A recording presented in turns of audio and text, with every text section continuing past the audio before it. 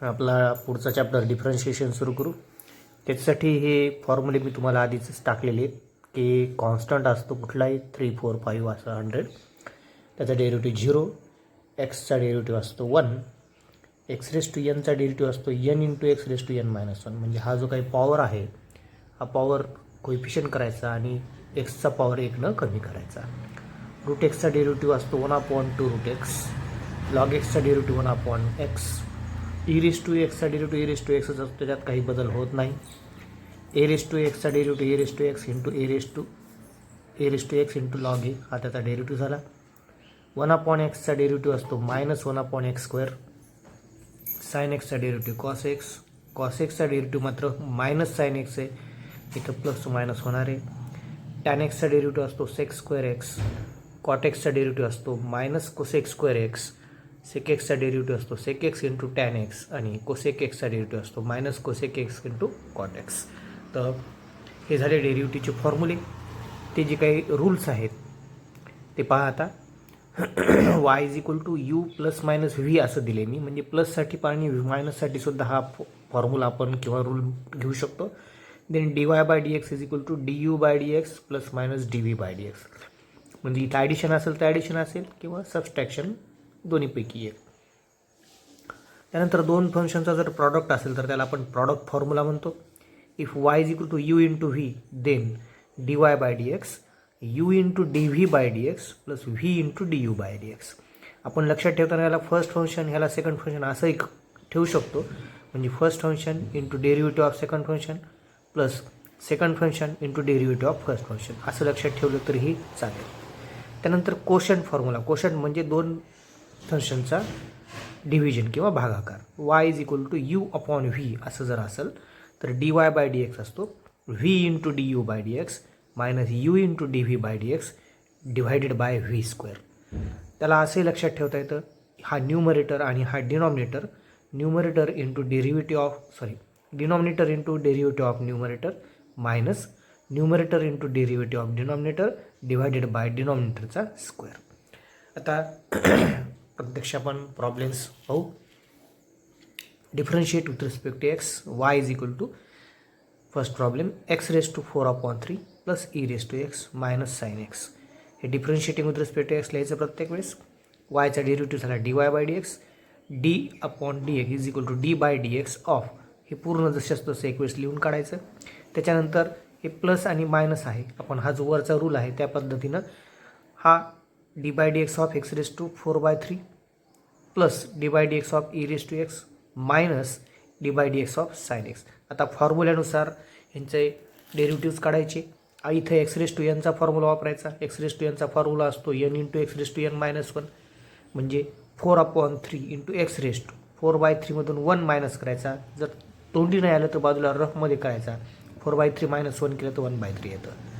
Plus e⁻x derivative e⁻xच असतो, पहा इथं मायनस, हे मायनस साईन इथलं आहे. साइन एक्सचा डेरिव्हेटिव्ह असतो कॉस एक्स. ठीक आहे, हे झालं सप्लाय आन्सर आपलं. पुढचं y = √x + tan x - x³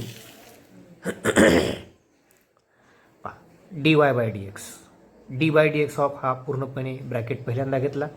separate प्रत्येकाला लिहायचं. मग dy/dx of √x + dy/dx of tan x - dy/dx of x³. √xचा डेरिव्हेटिव्ह असतो 1/2 √x, हे झाले 1/2 √x प्लस tan xचा डेरिव्हेटिव्ह असतो sec²x, हा झाला sec²x minus x³ derivative n × x⁻n - 1 म्हणजे 3 × x⁻3 - 1, हे पटकन करता येतं. 3 - 1 आहे 2. हे झालं आपलं ॲन्सर. पुढचं y = log x - cosec x + 5x - 3/x⁵². dy/dx = d/dx हा टोटल ब्रॅकेट, इथं डूचं चिन्ह टाकले मी. त्यानंतरची स्टेप ह्या प्रत्येकाला सेपरेट लिहिलं. म्हणजे dy/dx of log x - dy/dx of cosec x + dy/dx of 5x - dy/dx of x⁻³ केलं मी.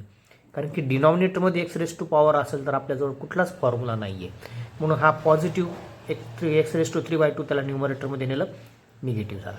आता ह्या प्रत्येकाचा डेरिव्हेटिव्ह लॉग एक्सचा डेरिव्हेटिव्ह काय असतो 1/x, होय की नाही. लॉग एक्सचा डेरिव्हेटिव्ह पाहिजे आपल्याला, तो झाला 1/x. त्यानंतर डेरिव्हेटिव्ह पाहिजे कोसेक एक्सचा. कोसेक्सचा डेरिव्हेटिव्ह असतो minus cosec x into cot x. हे झाले minus cosec into cot x plus a raise to x. A म्हणजे 5 आहे. ए रेस टू एक्स म्हणजे 5 raise to x into log 5. चालेल.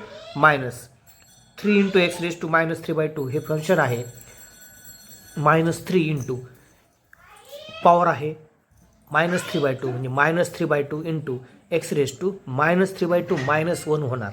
म्हणजे मायनस 3/2 मधून पुन्हा 1 काढला तुम्ही तर ते -5/2 होतील. हे परत एक वेळेस फक्त व्यवस्थित लिहून काढलं. 1/x he term as it is, he term as it is. फक्त हा जो काही निगेटिव्ह पॉवर आहे त्याला डिनॉमिनेटरमध्ये आणून परत पॉझिटिव्ह केलं. हे दोन्ही मात्र मायनस मायनस काय झाले प्लस झाले. म्हणजे 9/5 इंटू 1 मिनिट 9/2 आहेत. हे तिथं चुकून 5 झालेले. 9/2 एक्स रेस टू 5/2 हे आलं आपलं ॲन्सर. Fourth problem.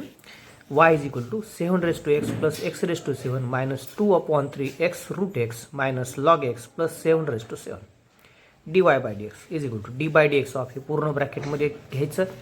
नंतरची स्टेप ह्या प्रत्येकाचा सेपरेट डेरिव्हेटिव्ह लिहायचं. dy/dx of 7 raise to x plus dy/dx of x raise to 7 minus 2/3 constant बाजूला घेतला. dy/dx of x into root x. Root x म्हणजे एक्सचा हाफ पॉवर असतो आणि हा 1 म्हणजे 1 आणि हाफ हे झालं x raise to 3/2 minus dy/dx of log x plus dy/dx of 7 raise to 7.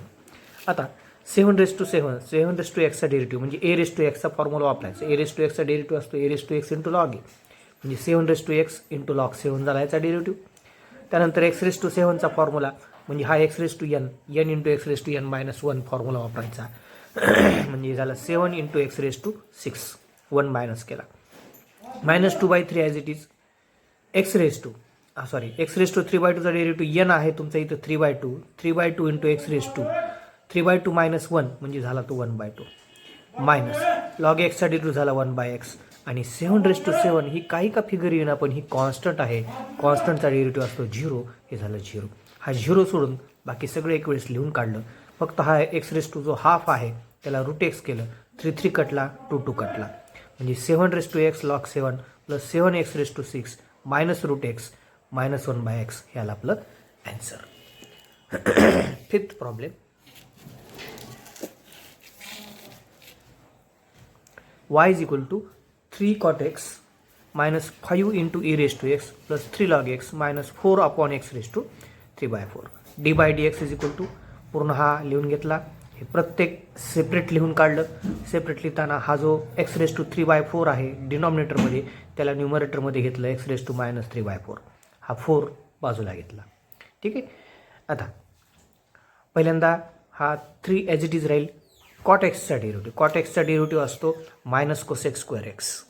ठीक आहे नाही म्हणजे हे 3 ॲज इट इज कॉट एक्सचा डेरिव्हेटिव्ह झाला मायनस कोसेक स्क्वेअर एक्स म्हणजे हे झालं minus 3 cosec square x minus 5 as it is e raise to एक्सचा derivative e raise to x as it is राहिला आहे की नाही. त्यानंतर प्लस हा 3 ॲज इट इज लॉग एक्सचा डेरिव्हेटिव्ह झाला 1/x. हे लॉग एक्सचा डेरिव्हेटिव्ह 1/x ते झाले म्हणजे 3/x. त्यानंतर minus 4 as it is x raise to एनचा formula n into x raise to n minus 1 असतो म्हणजे minus 3/4 as it is into x raise to minus 3/4 minus 1 that is minus 7/4 आलं. आता काय आपल्याला काय कॅन्सल वगैरे काय करतात तिथे पहा.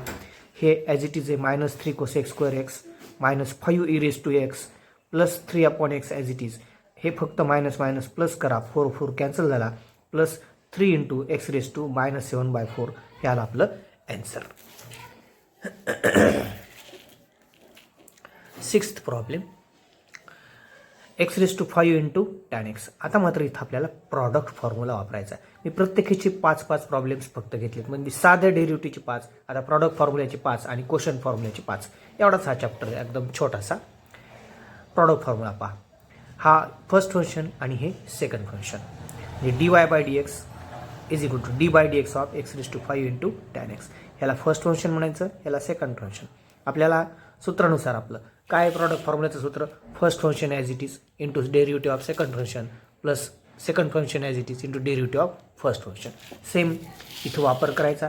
First function x⁵ as it is into derivative of second function म्हणजे derivative of tan x plus second function as it is tan x into derivative of first function that is x⁵. आता आपल्याला हे फॉर्म्युले वापरायचे.